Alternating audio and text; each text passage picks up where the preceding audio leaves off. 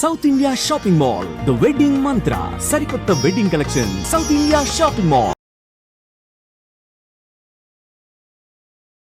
ఇకపోతే ఎలాగో రైస్ గురించి మాట్లాడుకున్నాం కాబట్టి ఇంకొక టిప్ చెప్తున్నా. యాజ్ పర్ ఆయుర్వేద మనకి రైస్ కుక్ చేయడానికి అంటే మన అన్నం వండే పద్ధతి కూడా ఒకటి మనకి చెప్పారు అన్నట్లు. సో అది ఏం చేయాలి, మనం యూజువలీ మనం కడిగేసి రైస్ని వాటర్లో వేసేసి, అంటే ఒక కప్ ఆఫ్ రైస్కి 2 cups ఆఫ్ వాటర్ వేసి మనం కుక్కర్లో ఆర్ లైక్ బాయిల్ చేసే పద్ధతిలో స్టీమ్ లేదా బాయిల్లో మనం వండేస్తాం. బట్ ఇక్కడ ఇంకొక చిన్న స్టెప్ పాటిస్తే సరిపోతుంది. వండే ముందుగా ఒక 15 నుంచి 20 నిమిషాలు జస్ట్ మీరు నానబెట్టండి, వాటర్లో నానబెట్టండి. నానబెట్టిన తర్వాత దాన్ని మళ్ళీ ఫిల్టర్ చేసేసుకోండి. సో ఉట్టి రైస్ మిగులుతుంది, వాటర్ పోతుంది కదా, ఆ రైస్ని మీరు కొంచెం వాటర్లో యాడ్ చేసి అప్పుడు మనం కుక్కర్ లేదంటే బాయిలింగ్ పద్ధతిలో మనం అన్నం వండేసుకోవచ్చు. వండేసిన తర్వాత అది ఏదైతే వచ్చిందో పైన గంజిని మనం ఫిల్టర్ చేసేస్తాం. ఆ రైస్ని చక్కగా మనం కన్జ్యూమ్ చేయొచ్చు, లేదా దాంతో మనం ఏదైనా చేసుకోవచ్చు, like fried rice what ever మీరు ఏం చేసుకున్నా దాంతో కన్జ్యూమ్ చేయొచ్చు. అండ్ మిగిలిన ఈ వాటర్ని ఏం చేయాలి అంటే, అది చాలా న్యూట్రియంట్స్ ఉన్నది గంజి, కాకపోతే స్టార్చ్ ఉంది కాబట్టి మనకి డయాబెటీస్ వాళ్ళు తీసుకోకూడదు అని అంటారు. సో దాన్ని దాచుకొని ఎక్స్ట్రా టిప్ అన్నట్టు మీరు మొక్కలకి పోస్తే అదొక మంచిగా మనకి ఆశీర్వాదం పుణ్యం. అండ్ ఇంకోటి హెయిర్కి స్ప్రే చేసుకుంటే హెయిర్ ఫాల్ ఆగి హెయిర్ గ్రో అవుతుంది. సో రైస్ లో ఆ ఇనోస్టాల్ అని ఉంటుంది, ఆ పదార్థం మన హెయిర్ కి చాలా ఇంపార్టెంట్. అంటే ఎవ్రీడేది ఆ రోజే యూస్ చేయాలండి, ఆ రోజు ఫ్రిడ్జ్ లో స్టోర్ చేసుకోవచ్చు. అండ్ ఈవెన్ ఇంకొకటి మీరు బాగా గుర్తు చేశారు, thank you for asking. So దీన్ని ఫ్రిడ్జ్ లో స్టోర్ చేసుకోవచ్చు కాబట్టి మనం ఐస్ ట్రేలో ఐస్ క్యూబ్స్ లో చేసేసుకోవచ్చు. అంటే ఇది పోసేస్తే సో దాన్ని మీరు మన ఫేస్ కి మనం ఏమంటారు అలా అప్లై చేసాం అనుకోండి, ఫేస్ కి రబ్ చేసుకున్నాం అనుకోండి, పింపుల్స్, యాక్ని, పిగ్మెంట్స్ ఉంటాయి, మంగు మచ్చలు ఉంటాయి, సో ఇలాంటివన్నీ కూడా తగ్గుతాయి. ఇప్పుడు మీరు చెప్తున్నది రైస్ కడిగినప్పుడు వచ్చిన వాటర్ గురించా, గంజి వార్చినప్పుడు వచ్చిన గంజి గురించా? మనం ఉడికిన తర్వాత మనం ప్రిపేర్ చేసుకునేది గంజిని. అండ్ ఈవెన్ చాలా మందికి ఓవర్ హీట్ ఉంటుంది కదా బాడీలో, అలాంటి వాళ్ళు పొద్దున ఈ గంజి తీసుకుంటే కూడా ఓవర్ హీట్ తగ్గుతుంది. అంటే మనకు తెలిసింది మనం యూజువల్లీ బటర్ మిల్క్ చేసుకుంటాం, సమ్మర్స్ లో చేస్తాం. బట్ ఈవెన్ పీసీఓడితో బాధపడుతున్న వాళ్ళకు కూడా ఈ ఆసిటోల్, ఇనోసిటోల్ అనేది చాలా బాగా యూజ్ అవుతుంది. సో వాళ్ళు కూడా ఈ గంజిని వాడుకోండి, చాలా బెటర్. అండ్ ఇకపోతే ఈ రైస్ని ఈ పద్ధతిలో చేసుకుంటే మనకి క్యాలరీస్ కూడా తగ్గుతాయి. అండ్ ఈవెన్ ఈ స్టార్చ్ పోతుంది కదా, ఖచ్చితంగా మీకు డయాబెటీస్ చాలా వరకు కంట్రోల్ వస్తుంది. బట్ ఇవి పాటించండి, రైస్ తినండి వద్దనట్లేదు, బట్ ఇలాంటి చిన్న చిన్న జాగ్రత్తలు కంపల్సరీ చేసుకోవాలి, కంట్రోల్లో ఉంటుంది. అండ్ ఈవెన్ మీ డయాబెటీస్ ని రివర్స్ చేసుకోవచ్చు, బికాస్ కీరా and pumpkin seeds, vitamin E reverse చెప్పాను, డయాబెటీస్ రివర్స్ లో యూజ్ చేస్తాం. సో అలా మష్రూమ్స్, గుడ్లు కూడా చాలా మందికి ఉన్న అపోహ ఏంటంటే గుడ్డు లోపల సొన తింటే కొలెస్ట్రాల్ వస్తుంది అని అంటున్నారు. కరెక్టే, కొలెస్ట్రాల్ వస్తుంది, గుడ్ కొలెస్ట్రాల్, బ్యాడ్ కొలెస్ట్రాల్ ఉంటుంది, గుడ్ కొలెస్ట్రాల్ వస్తుంది. సో కంపల్సరీ తీసుకోండి. ఇంకోటి రైస్ గురించే మాట్లాడుకుంటాం కాబట్టి ఎస్పెషల్లీ రైస్ తో పాటు 2 చెంచాల నెయ్యి కంపల్సరీ తినండి. చిన్నపిల్లలకు కూడా అలవాటు చేయండి. సో దాంతో చాలా బెనిఫిట్స్ ఉన్నాయి.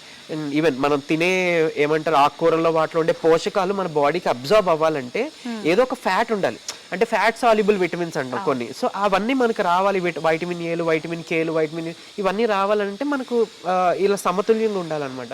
ఈ గీ తినండి, గుడ్ కొలెస్ట్రాలే వస్తుంది, బ్యాడ్ కొలెస్ట్రాల్ ఎక్కడా రాదు.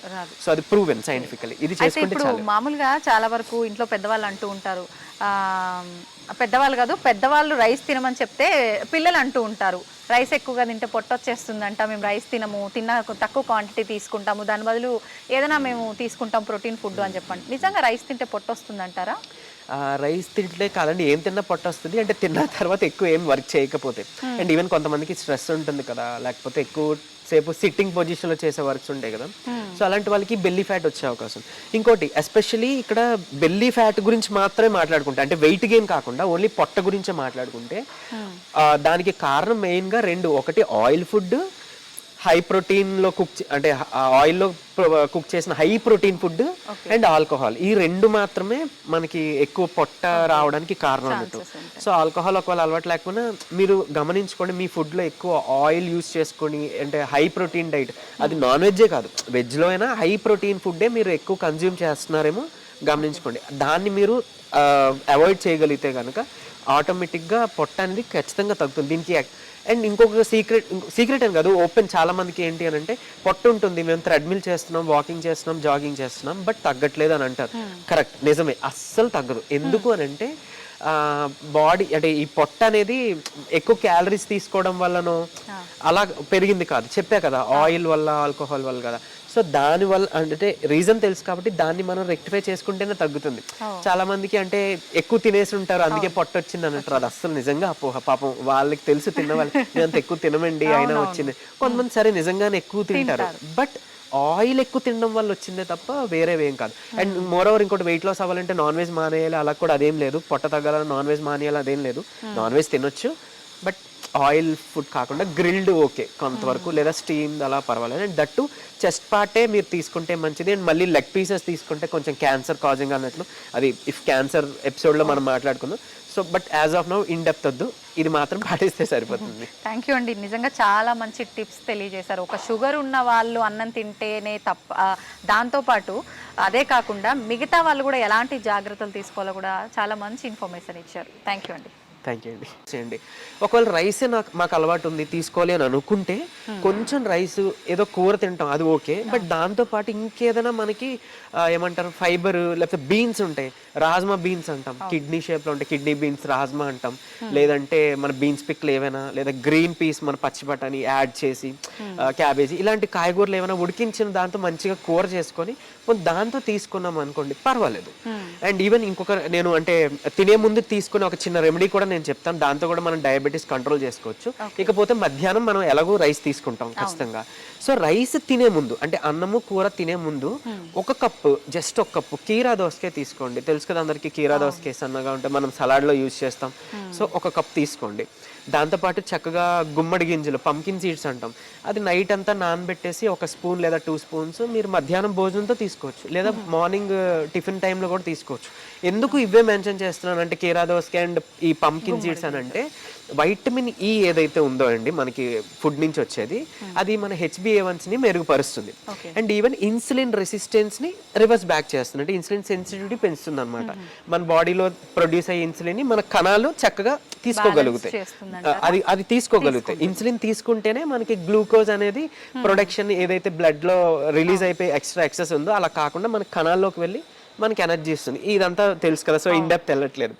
సో ఈ విటమిన్ ఈ ఉండే పదార్థాలు మనం తీసుకుంటే విత్ ఇన్ 3 monthsలో మీరు మీ HbA1c చాలా బాగా ఇంప్రూవ్ అవుతుంది. అంటే 7, 8, 9.5 అలా ఉన్న వాళ్ళు కూడా చక్కగా ఆ 6.5, 6కి అలా వచ్చేయచ్చు అనమాట. విత్ ఇన్ 3 monthsలో మీకు ఈజీగా మీరు 8 ఉన్నా కూడా ఆల్మోస్ట్ 6.5కి అట్లా వచ్చేస్తారు. ఇంకా మీరు కంటిన్యూ చేసుకున్నారు ఒక 4 months 5 monthsకి కంటిన్యూ చేసుకున్నారు చక్కగా 5.5 or 6 లోపు వచ్చేస్తుంది. మనకి HbA1c కదా ఇంపార్టెంట్, అది కంట్రోల్లో ఉందంటే గుడ్ కంట్రోల్ అన్నట్లు. సో ఇదొక పద్ధతి ఉంది. సో ఖచ్చితంగా అన్నము కూర తినే ముందు మనం పొట్టలోకి ఈ ఫైబర్ అండ్ ఇవి వెళ్ళాలి, ఈ సలాడ్ వెళ్ళాలి. అండ్ ఇంకొకటి ఏంటంటే ఎక్స్ట్రాగా మీరు కొంచెం పెప్పర్, మన ఏమంటారు మిరియాల పొడి కొంచెం చిటికెడు వేసుకొని, నిమ్మరసం కూడా చక్కగా అందులో పిండేసుకొని కీర పైన తిన్నారనంటే ఈ పెప్పర్ ఈ లెమన్ ఈ కాంబినేషన్ మనకి సేమ్ మన ఏమంటారు ఇన్సులిన్, మన ఒంటికి న్యూట్రియంట్స్ పట్టేటట్టు, ఇన్సులిన్ని కరెక్ట్గా సెన్సిటివిటీ అయ్యేట్టు బాగా గ్రాస్ప్ అయ్యేటట్టు అంటే అబ్జర్వ్ అయ్యేటట్టు చేస్తాయి అనమాట. సో ఇది చేయొచ్చు. మీరు బ్రేక్ఫాస్ట్ ముందు కూడా ఓ 5 minutes ముందు చక్కగా నిమ్మరసం కొంచెం చిటికెడు పెప్పర్ అదే మిరియాల పొడి వేసి వేడి నీటిలో తాగేయచ్చు. 5 minutes గ్యాప్ ఇచ్చి మీరు టిఫిన్ తీసుకోవచ్చు. చాలా బాగా హెల్ప్ అవుతుంది. ఇది డయాబెటీస్ ఆ షుగర్ లెవెల్స్ అంతే చాలు, వేడి నీళ్ళు 5 minutes ముందు తాగేసి మీరు టిఫిన్ తినేయచ్చు. మధ్యాహ్నం ఇలా తినవసరం లేదు, ఇలా తాగవసరం లేదు. ఎందుకు డైరెక్ట్ గా మన సలాడ్ ఉంది కాబట్టి తినేస్తాం కదా. అండ్ నైట్ టైం కూడా మీరు డిన్నర్ చేసి ఒక 5 నిమిషాల ముందు ఇచ్చేయచ్చు.